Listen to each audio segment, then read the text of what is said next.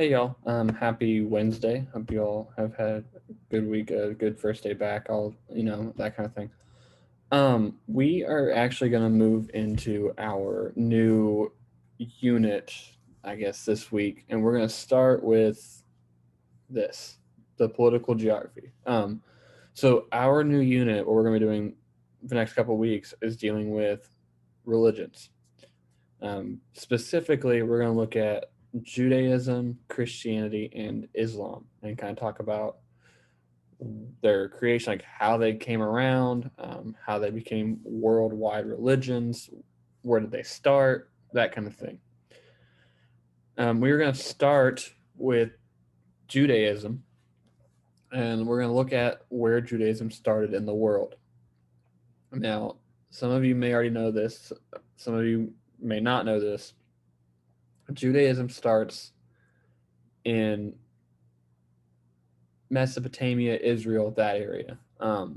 So Eastern Mediterranean is going to be where we're going to focus.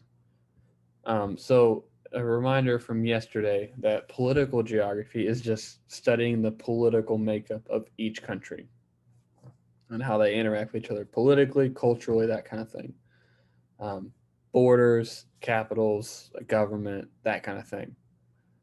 So we are going to be looking at, like I said, Christianity, Judaism, and Islam. We're going to start with Judaism, which has beginnings in a couple of different places: Egypt, Israel, Iraq, that kind of thing. So before we get into that, the story behind it, the creation of Judaism, which we'll do later this week, we're going to look at the political geography of where it started.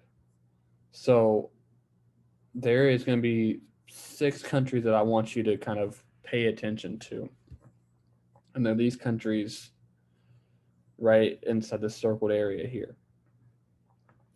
Egypt, which is the yellow right here, Israel, Jordan, Lebanon, Syria, and Turkey.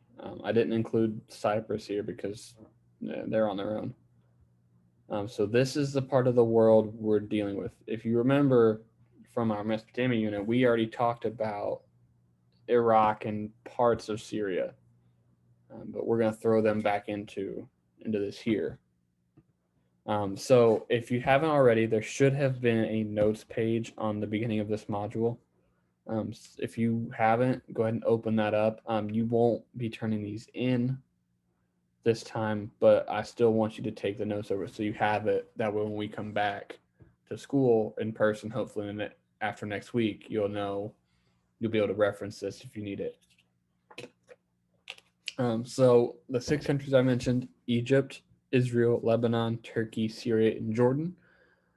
And they are the capitals next to each one: Cairo, Jerusalem, Beirut, Ankara, Damascus, and Amman. So we're going to look at Israel specifically because that's the one that we're going to be mostly concerned about. I threw in the others just so you know where they are and that they're the neighbors of Israel and they've kind of influenced the history of the region. But our focus is going to be on just Israel here, which is this area right in here. So the modern day country itself didn't exist until the end of World War II, and specifically 1948. So Israel that we know is roughly 71, 72 years old. So fairly young as far as countries go. This area of the world has been occupied by several different groups historically. Notable groups include the Roman Empire, the Israelites, Jews, and numerous Islamic empires that we'll talk about when we get to Islam. And there have been the Crusades. This region, specifically Israel today, has a ton of historical significance to a lot of people. It's unique in this region for a couple reasons, one of which being it is the only Jewish majority nation in the region. Egypt, Jordan, Syria, even Lebanon, I believe, are all majority Islamic nations. Lebanon has a pretty good sized Christian population, but most of the countries surrounding Israel, Egypt, Jordan, Syria, Lebanon, Turkey up here in the north are all largely Islamic countries, Arabic countries. So Israel is kind of on an island in the sense of it's on its own religiously, if that makes sense. Um, so to give you an idea, there is the capital of Israel right here in Jerusalem. Um, and then Egypt is down here, Jordan, and so on. So the last thing we're going to look at today, I believe, is just the government of Israel. Israel has what is known as a parliamentary republic, very similar to our system, our country's government. 3 branches: a presidency, the parliament, or is the Knesset, as they call it. I think I said that right. Probably not. They have cabinet positions like we do. And they also have a judicial branch, so court system. The current prime minister there is a man by the name of Benjamin Netanyahu. And Israel has a population of right around 8.8 million people or so. And you can kind of see with the population density map over here, most of those people are centered right here in the center part of the country.